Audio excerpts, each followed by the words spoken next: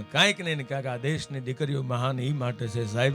મારે જે મૂળ વાત કરવી છે, આ દેશમાં એક એક જગ્યાએ તમે જાઓ સાહેબ, ભજનને તમે કમ ન સમજતા, લગ્ન ગીતને કમ ન સમજતા, એક એક લોકગીતને તમે લઈ લો સાહેબ, એક સાબડામાં ભજન મૂકી દો, એક સાબડામાં લોકગીતને મૂકી દો, એક સાબડામાં લગ્ન ગીતને મૂકી દો, બાપુ કાંટો કાંઈટ આવીને ઉભા રહી જાય.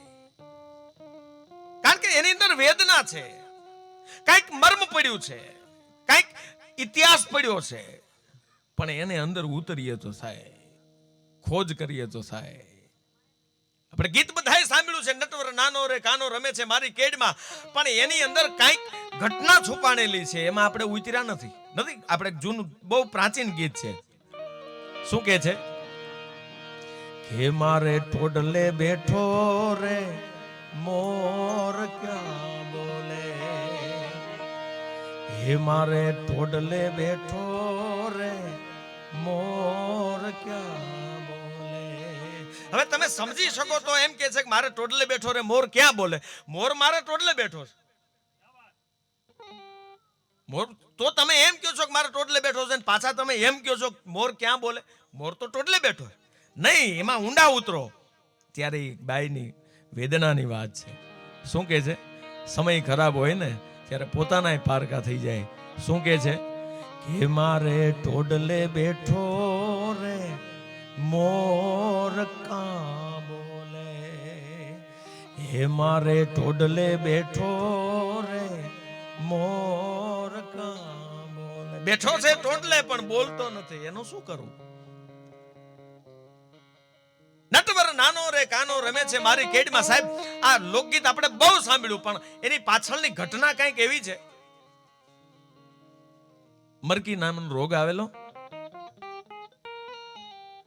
માણસ એક પછી એક પોતે એમ કહેવાય મરકીના રોગમાં પીડિત થઈ પોતાના દેહનો ત્યાગ કરે છે.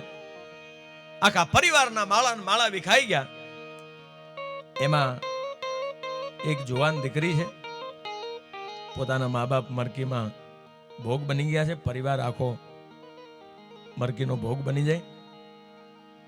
દીકરીએ વિચાર્યું કે હવે તો ક્યાં જાવ, મામાના ઘરે વહી જાવ. એના ગામથી હાલીને નીકળે છે. રસ્તામાં જોવે છે થોડાક માણસો ભેગા થયા હતા. એમાં દીકરી બાજુમાંથી નીકળે, પૂછે છે બાપા શું થયું?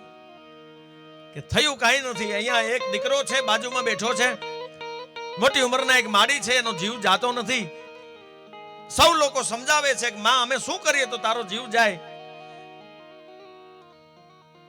કે પણ થયું શું? કે થયું ઈ કે આ છોકરો જે બેઠો બેઠો રડે છે ને, એના મા બાપ મરકીમાં ગુજરી ગયા છે. એના બાપાની બા એટલે કે એના દાદી ભેગો છોકરો રહેતો હતો, અને હવે તો એના દાદી ગુજરી જાય છે, પણ એનો જીવ નથી જાતો. આ દીકરાના દીકરામાં એનો જીવ છે કે આનું કોણ, આને કોણ હાચવશે, મારા દીકરાને કોણ પરણાવશે, કોણ મોટો કરશે. વિરહમાં આ દીકરાની ચિંતામાં માનો જીવ નથી જાતો. ને એ વખતે દીકરી 18 વર્ષની દીકરી બાજુમાં જઈ અને એટલું જ કીધું હતું કે માં આંખ ખોલી. હા બાપા, માં તારા હું શું કરું તો તારા જીવને સદગતિ થાય?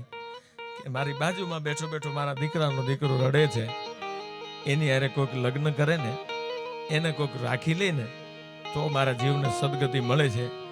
તેથી 17-18 વર્ષની દીકરી એટલું કીધું હતું કે માં હાથમાં પાણીની અંજળી આપું છું, તારા આત્માને તારા મોઢામાં મૂકું છું, તારા આત્માને સદગતિ આપ.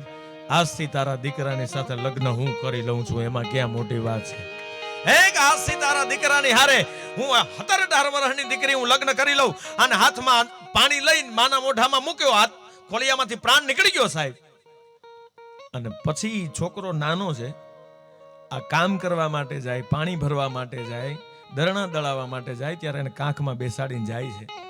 ત્યારે ગામમાં 2-5 એવી અળસું હરેક ગામમાં હોય, એની મશ્કરી કરે છે, પ્રલોભન આપે છે.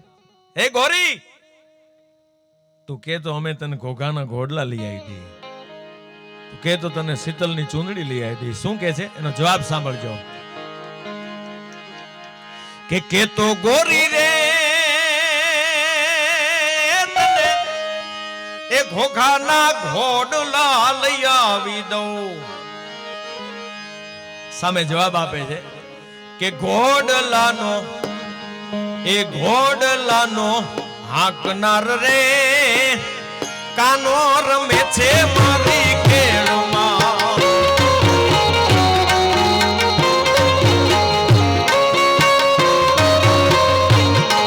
આ નંદ કુંવર કાન કુંવર નંદ કુંવર નાનો રે કાનો રમે છે મારી કેળમાં.